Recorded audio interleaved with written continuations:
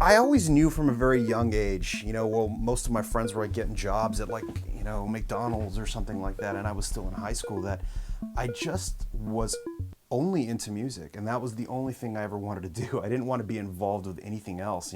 Even in school itself, it was like once school was over and I got that out of my way because it was a big thing that was always in my way. The only thing I wanted to do is either be in band practice or write music or do something with music. And obviously pressure from the parents was like, it's time to get a job.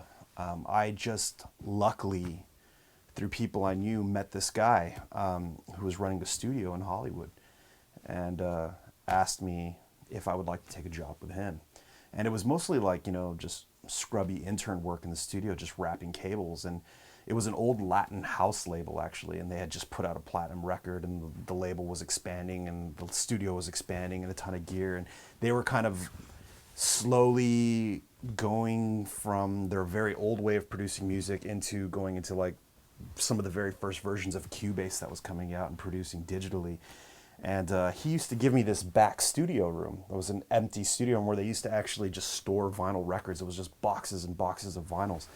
And I was just asked him, hey, do you have a place where I can work on music? And when I would go back there, I'd look in the closet, and interestingly enough, he had like the very heroic, cliche techno machines in there, which was like the TR-808, the TR-909, and a 303.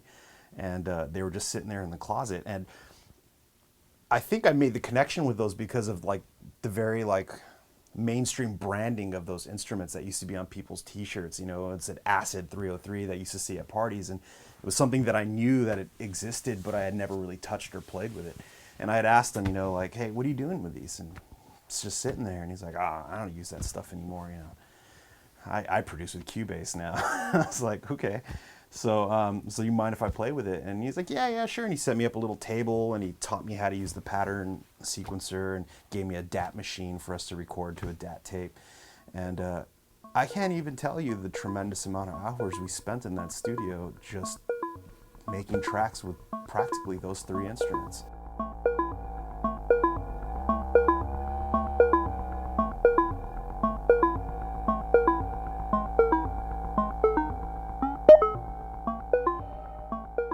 I was like 16 years old or 17, and I just didn't make those gateway, connections with anybody who would support it. And the label itself that I was working for, they were kind of like post electronic underground dance music stuff, and they were really going for this mainstream music.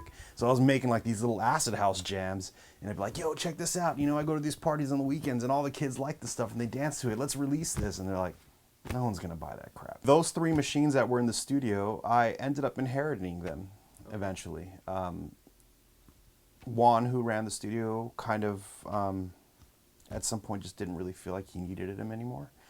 And at that point, the easiest solution for me to create music before I got them was to go computer-based. And I started out before even really knowing how to use any sequencers with stuff like Rebirth, which was my closest solution to having a 303 and an 808 and a 909, and getting into Logic and things like that, and was producing mainly on software. But it didn't really have as much connection with me as hardware did. There was something about actually sitting in front of the machine that I really wanted. So I ended up acquiring those, and it's just been a slow evolution from that. I started making records and finally put out my own record, and money started coming, and I bought a piece of gear anytime I could possibly get one.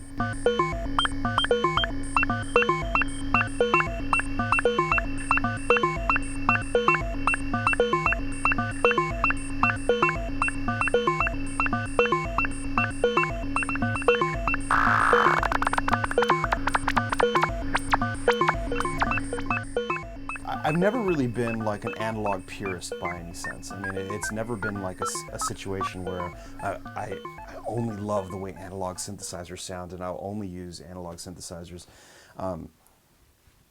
Digital, software, analog, anything that inspired me to create music was something that I was really interested in. And I remember specifically like a very early version before Reactor was Reactor. I was using Generator, which was a way you can, you know, build your own synthesizers via software. And I was really into Generator, and I was getting into computer and making computer applications and making music. But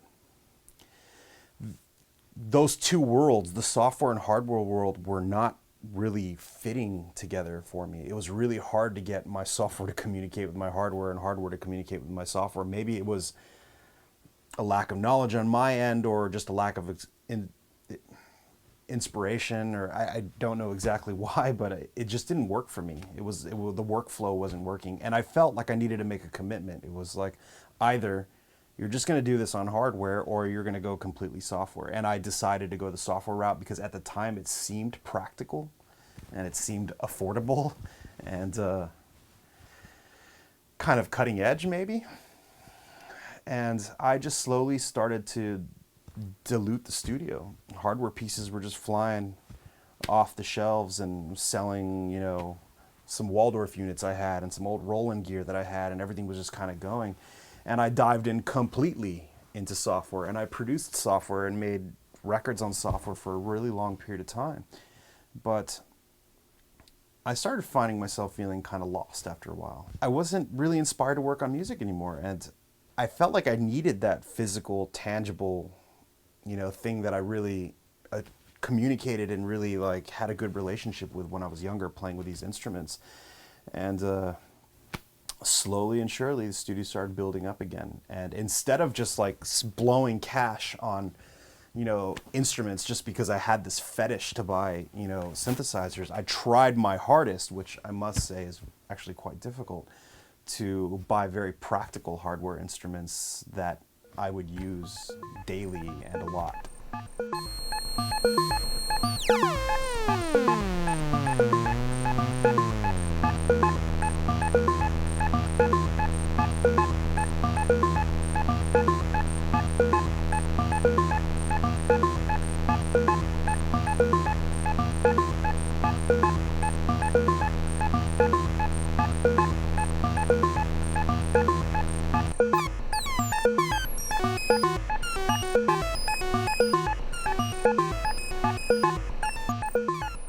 The modular system that I have has dramatically changed the way I make music.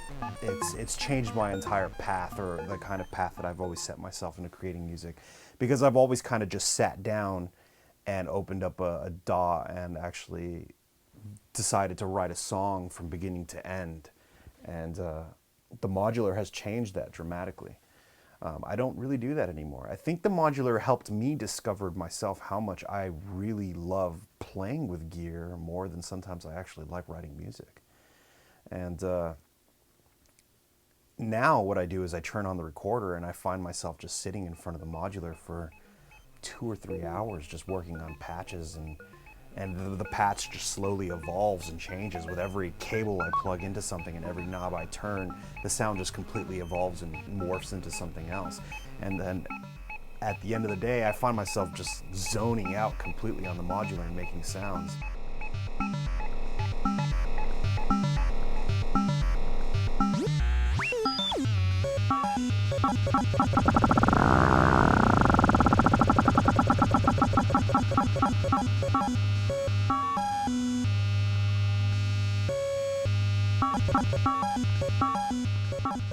I've never been so addicted to anything else in my life. It's just something that I don't even know what to say. It's just crazy. That needs more. I just need more. And I'm really like, for me to have this case in this studio and just telling myself, look, there's no more room in this studio for another case, also is keeping myself in check. Because if I didn't put any limits on myself, I don't think I would ever stop. And that's a scary thing for me.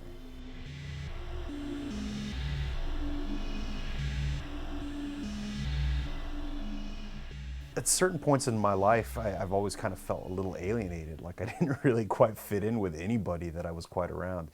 You know, I wasn't on the same level or into the same things. And it wasn't until I actually started making friends and kind of starting to communicate a lot into the eurorack world that I actually started finding people that were very similar to myself. And I finally, you know, had a big group of people I had a lot in common with on so many levels, not just the fascination with synthesizers, but in just basic communications and musical history and, you know, all that stuff. And I've been able to make quite a bit of friends, and especially since a lot of the synth manufacturers were based here in Los Angeles, quite a few of them. You know, Peter Grenader was doing the whole Plan B stuff here, and Gur from Tip Top Audio was here, and, you know, so many of them, you know, we're all here, and they've been really cool about it. You know, I've always ran into them at synth meets or talked to them and had tons of questions, and it's never been this kind of like, and you get this a lot in the techno world, is this kind of like these pretentious walls that people put up where they just think they're too fucking good to talk to you, and like, you know, totally, it's really hard to break those barriers with people. And I never had that experience with any of these eurorack guys. As soon as I had a question, they gave me more answers than I even expected. You know, they're really, come down to the studio, check it out, let me show you some things, look what I'm working on, look what I'm doing. And it's like, I admire a lot of these guys, and, you know, don't know what else to say other than they pretty much rock.